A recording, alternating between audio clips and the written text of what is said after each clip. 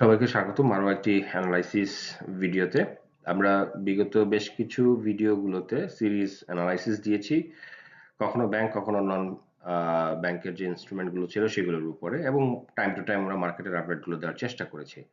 আমরা আমাদের ফোকাস রেখেছিলাম, একটা অ্যাজাম্পশন আমরা দাঁড় করিয়েছিলাম যে ইলিয়ট ওয়েভের থিওরিটিক্যাল ফরমেশন আমরা মার্কেটে দেখতে পাচ্ছিলাম, এবং আমরা বলে আসছিলাম যে 5,630 পয়েন্ট যতদিন পর্যন্ত ভ্যালিড থাকবে ততদিন পর্যন্ত ইলিয়ট ওয়েভের ফরমেশনটা থিওরিটিক্যালি ভ্যালিড থাকবে।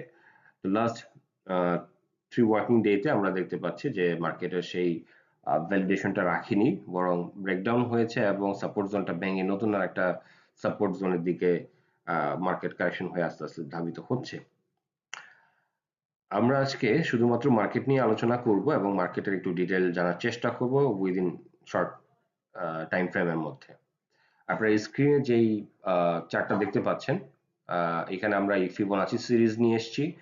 ফিবোনাচি সিরিজ দিয়ে আসলে প্রেডিক্টেবল ফিউচার সাপোর্ট অথবা রেজিস্ট্যান্স জোন ধারণা নেওয়া যায়।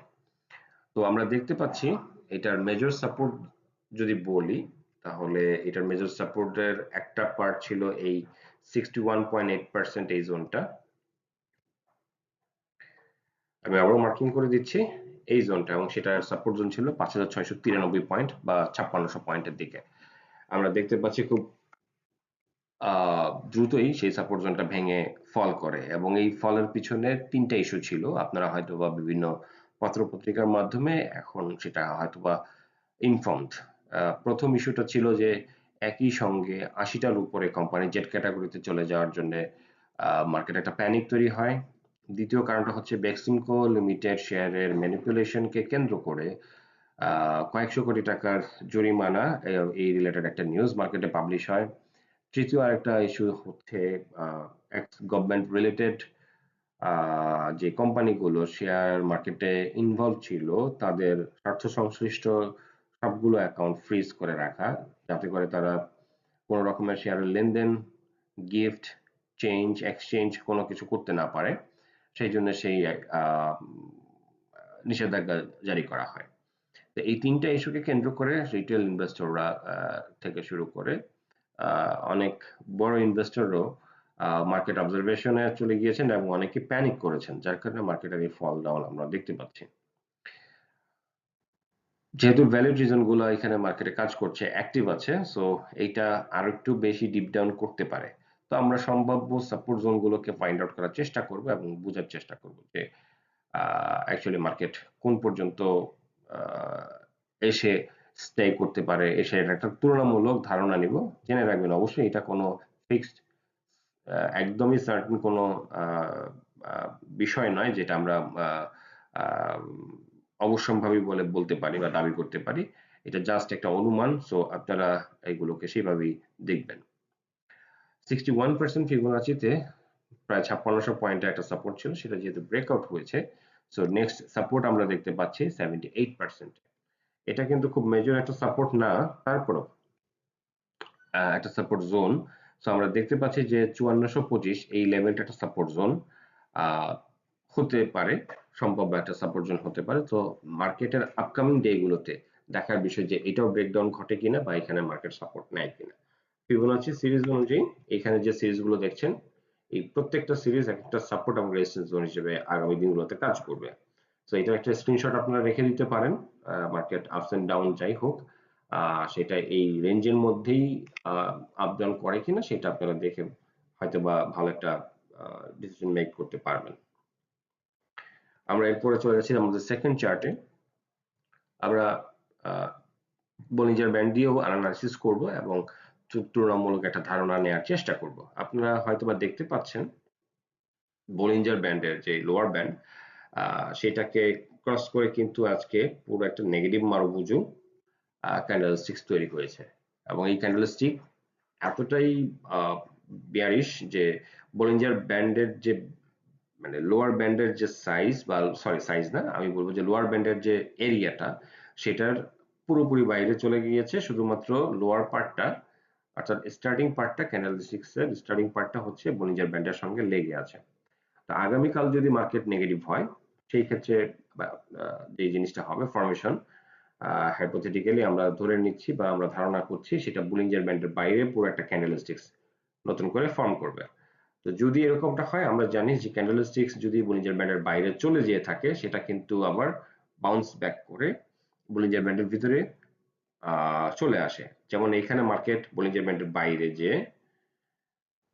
ফর্ম করেছিল সেটা কিন্তু কারেকশন হয়ে বুলিঞ্জারের ভিতরে চলে আসছে। ঠিক একইভাবে আপনারা এখানে দেখতে পাচ্ছেন যে কালকে যদি মার্কেট নেগেটিভ হয় তাহলে অবশ্যই জেনে নেবেন এটা অলওয়েজ 98-97% সময় হয়েছে যে মার্কেট বাউন্স ব্যাক করে বলিঞ্জার ব্যান্ডের ভিতরে চলে আসছে।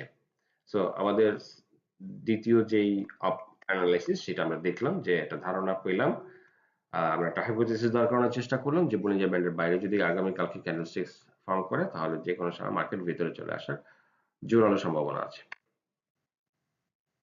পরবর্তী যে চার্টটা, এটা হয়তো আমাদের প্রিভিয়াস ভিডিওতে আপনারা দেখে থাকবেন। আমরা একটা আপওয়ার্ড ডিরেকশন একটা চ্যানেল এঁকেছি যেটা সবগুলো বটমকে টাচ করে একটা এক্সটেনশন আমরা নিয়েছি এবং সেই এক্সটেনশন আমাদের 5400 সামথিং পয়েন্ট আউট করে এবং সেই সাপোর্ট জোনের কাছাকাছি অলরেডি কিন্তু মার্কেট চলে আসছে। সো এটাও একটা ব্যাপার যে এই জায়গাটাতে হয়তো বা সাপোর্ট মার্কেট নেওয়ার সম্ভাবনাটা খুবই বেশি। এটার ব্রেকডাউন হতে পারবে কি পারবে না সেটা নিয়ে আসলে আমি বিতর্কে যাব না। স্টক মার্কেটে যে কোনো কিছুই হতে পারে, বাট এইখানে সাপোর্ট নেওয়াটা খুব অস্বাভাবিক কিছু না।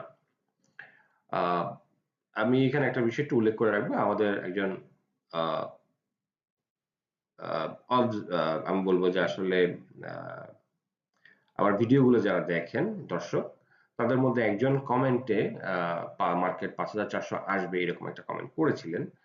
তো আসলে এরকম পাবলিক প্লেসে আমি ওইখানে রিপ্লাই দিয়েছিলাম যে আসলে যে জিনিস এখনো পর্যন্ত হয় নাই সেটা আসলে খুব কনফার্ম, মানে খুব বোল্ডলি এবং খুব স্ট্রংলি যদি আপনি বলেন এবং সেটা যদি নেগেটিভ হয়ে থাকে তাহলে এটা পাবলিকলি আসলে অ্যালাউ করে না। হ্যাঁ, আমাদের লিগ্যাল ওয়েতেও সেটা অ্যালাউ করে না, বিশেষ করে স্টক মার্কেটের ক্ষেত্রে। তো এটা গুজব হিসেবেই তখন কাউন্ট করা হয়, যার জন্য আমি বলেছিলাম যে বোথ ওয়েতেই আপনার সুযোগ আছে। আপনি যতক্ষণ পর্যন্ত না বিহাইন্ড দ্য রিজন কোনো কিছু একদম ইয়া পাবলিশড কোনো কিছু আপনি পাচ্ছেন নেগেটিভ কোনো কিছু, তার পূর্বে আসলে এরকম ভাবে আপনি বলতে পারেন না। তো যাই হোক, তার প্রসঙ্গটা এইভাবেই নিয়ে আসলাম আমি এই জন্যই যে আমি আমি আমাদের এই চ্যানেলে আমরা সবকিছু ফেয়ার রাখতে চাই, যাতে করে আসলে কেউ এটা কখনোই না ভাবেন যে যারা দর্শক আছেন তারা কখনোই আমার থেকে জ্ঞান বেশি রাখেন। এটা আমি কখনোই মনে করি না। অবশ্যই রাখতে পারেন এবং সেটা অ্যাকসেপ্ট করে নেওয়ার মতো মানসিকতা নিয়েই আমরা আসলে পথ চলা শুরু করেছি। তবে কিছু ইস্যুস আছে, পাবলিক প্লেসে সবকিছু সবসময় সবভাবে উপস্থাপন করা যায় না। এটা আপনারা জেনে রাখবেন।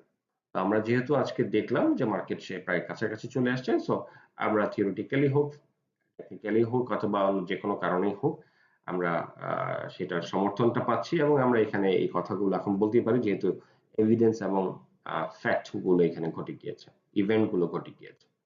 তো এইখানে একটা সাপোর্ট হতে পারে সম্ভাব্য এবং সেখানে কনসলিডেশন হতে পারে, ছোটখাটো আপস এন্ড ডাউন হতে পারে, তারপরে হয়তোবা বড় র্যালি। আমরা এখনো এটার ব্যাপারে হোপফুল, বিকজ মার্কেট একটা রিফর্ম হচ্ছে, রিফর্মটা যখন বেশ খানিকটা এগিয়ে যাবে তখন মার্কেট আসলেই ভালো একটা বড় একটা র্যালি হবে, এটা আমরা এখনো এটার ব্যাপারে আশাবাদী। সো আমরা পজিটিভ কথাই বলবো এবং মানুষকে পজিটিভ ওয়েতে লজিক্যালি হোপফুল রাখার চেষ্টা করবো এবং লজিক্যালি আপনারা আপনাদের ডিসিশন গুলো মেক করবেন যাতে ক্ষতি হওয়ার সম্ভাবনাটা কম থাকে এবং গেইন হওয়ার সম্ভাবনাটা বেশি থাকে। তো আমাদের যেই অ্যানালাইসিস গুলো আপনাদের সামনে আমরা তুলে ধরছি সেগুলো আপনারা পর্যবেক্ষণও রাখবেন, আপনারা আপনাদের মতো করে আরো বেশি অ্যানালাইসিস করবেন। আজকে এই পর্যন্তই থাকলো। ইনশাআল্লাহ নেক্সট কোনো ভিডিওতে আবারও কোনো আপডেট নিয়ে আমরা আপনাদের সামনে হাজির হব। ধন্যবাদ সবাইকে।